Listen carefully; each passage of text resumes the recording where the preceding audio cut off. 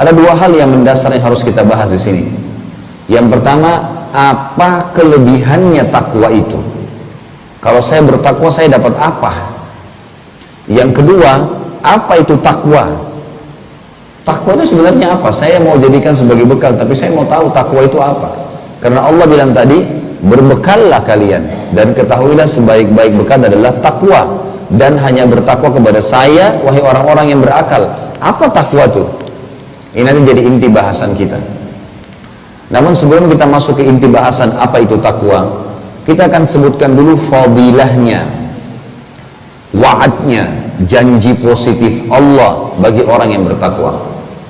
Teman-teman sekalian, saya susun sebuah tulisan judulnya Bekal Dunia Akhirat. Ini insya Allah juga akan dirilis dalam bentuk buku dan sudah mayoritasnya rampung, alhamdulillah. Saya menemukan pada saat saya membongkar-bongkar Mu'jam, maksud saya membolak-balikan Mu'jam Al-Fadl Quran, khusus satu buku mungkin tebalnya seperti ini, gitu kan? Isinya cuma bagaimana caranya mencari ayat Al-Quran di surah apa, di ayat berapa gitu. Saya temukan subhanallah ada 226 ayat Al-Quran yang bicara tentang takwa. Tidak ada ibadah sebanyak ini fadilahnya, nggak ada. Takwa ini luar biasa. Nggak sholat, nggak jihad, semua itu dikalahkan. Takwa ini sampai 226 ayat. Sholat itu kalau nggak salah terdapat 77 ayat. Sholat itu sudah dianggap banyak sekali fadilahnya, tapi takwa ini ternyata 226 ayat, banyak sekali, yang semuanya janji positif. Saya akan sebutkan sedikit saja, tidak semuanya karena terlalu banyak. Ada yang paling menarik dari 226 ayat itu, ada 4 ayat yang menarik perhatian saya. Karena 4 ayat, ada 5 ayat sebenarnya, tapi 4 ayat ini ada di satu surah. Dan satu surah ini ayatnya berentetan, berdekatan. Surah At-Talaq, surah nomor 65, ayat 2, ayat 3, ayat 4, dan ayat 5. 4 ayat ini semuanya membahas masalah fadilah takwa. At-Talaq, ayat 2, ayat 3, ayat 4, dan ayat 5. 4 ayat di dalam surah At-Talaq berurutan.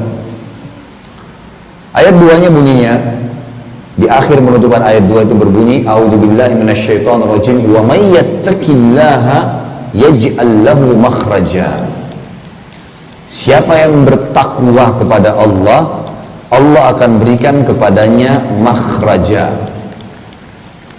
Makhraja ini, kalau kita mau fahami secara letterlet dalam bahasa Arab, teman-teman sekalian, kalau orang Arab lagi jalan di satu jalan dan sempit sekali buat dia, tubuhnya susah untuk bergerak, kemudian dia dapat ada ujung jalan itu sebuah tempat yang tiba-tiba mempertemukan dia dengan lapangan luas, dia bisa lari.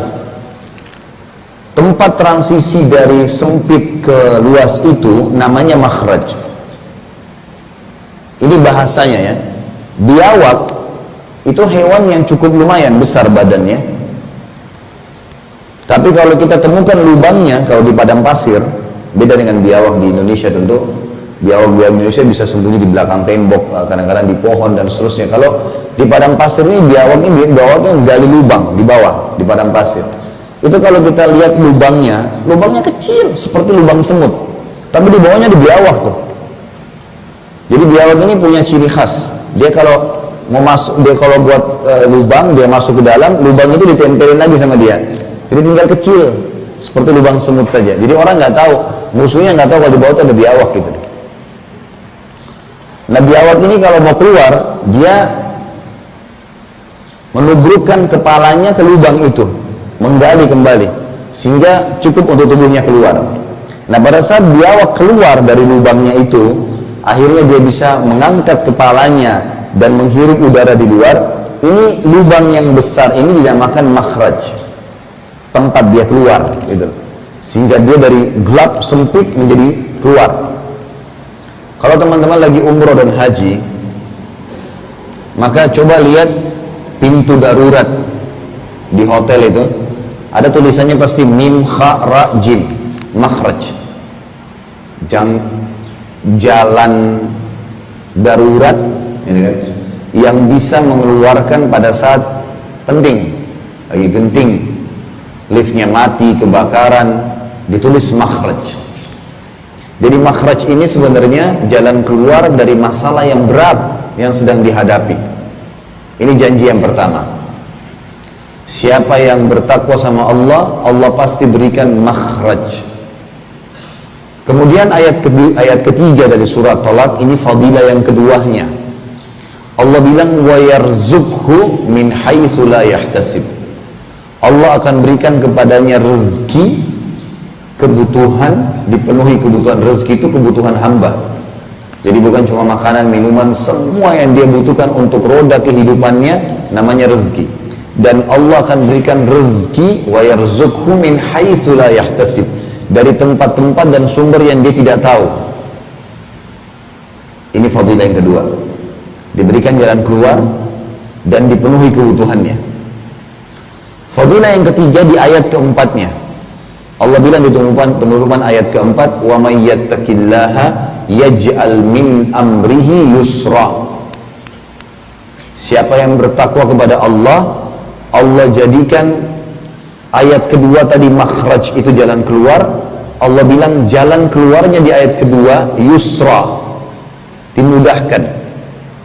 Jadi para ulama mengatakan kalau seandainya Allah cuma sebutkan di ayat kedua makhraja, jalan keluar, tanpa ada penjelasan seperti di ayat keempat, yaj'al min amrihi yusra, Allah mudahkan jalan keluarnya itu, bisa saja orang untuk sembuh operasi dulu, mungkin untuk memenuhi kebutuhannya hutang dulu.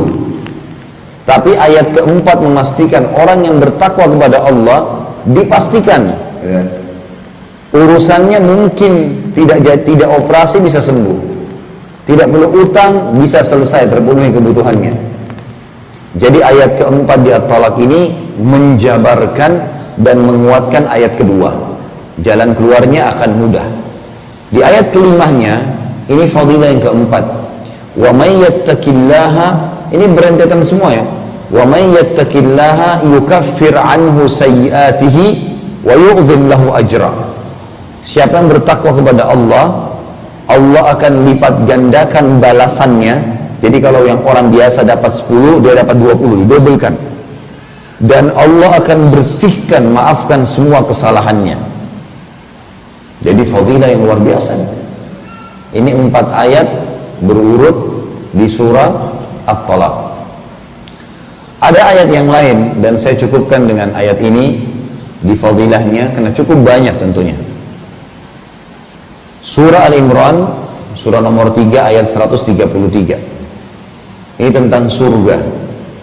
Kata Allah Subhanahu wa taala, "A'udzubillahi minasyaitonir rajim. Wasari'u ila maghfiratin min rabbikum wa jannatin 'arduha as-samawati wal ard uiddat lil muttaqin." Bergegaslah kalian, berlomba-lombalah kalian kepada pengampunan Tuhan kalian dan kejarlah surga itu. Surga bukan sebuah istana kecil yang luasnya seluas langit dan bumi, yang hanya disiapkan, dijanjikan, diperuntukkan untuk orang-orang yang bertakwa. Artinya penghuni surga hanya orang yang bertakwa. Tidak bertakwa nggak bakal masuk surga. Jadi jelas surga hanya orang yang bertakwa. Jadi di dunia tadi kebutuhannya dipenuhi semua tuh, jalan keluar, diberi rezeki, diampuni kesalahannya, banyak sekali. Tambah di akhirat tidak akan masuk surga kecuali orang yang bertakwa. Baik, coba kita pertemukan dalil-dalil ini. Al-Baqarah tadi 197 menyuruh kita untuk menjadikan takwa sebagai bekal. At-Talaq ayat 2 sampai ayat 5, kemudian Al-Imran ayat 1333 menjanjikan takwa dengan begitu luar biasa. Semua permasalahan dipenuhi di dunia, di akhirat masuk surga. Siapa yang tidak mau dengan ini? Luar biasa. Kalau begitu berarti tinggal pertanyaan kecil. Maukah Anda bertakwa? Tentu saja jawabannya iya. Hah? Mau bertakwa nggak? Hah? Cuma 3 orang yang nyaut. Masih hidup nggak ini? Berarti jawabannya mau bertakwa. Sudah tahu disuruh jadikan bekal, fadilahnya banyak. Ini 226 ayat, baru 5 ayat yang saya bahas. Ini masih banyak. Masih banyak. Ada ayat lain berbunyi, innallaha ma'al ladzina taqaw wal ladzina hum muhsinun. Allah selalu menemani orang yang bertakwa, selalu bersama orang bertakwa dan orang yang selalu berbuat kebaikan. Dan ada banyak hadis, ayat 200 lebih, gitu kan, semuanya. وثمود الذين جابوا الصخر بالواد وفرعون ذي الأوتاد الذين طغوا في البلاد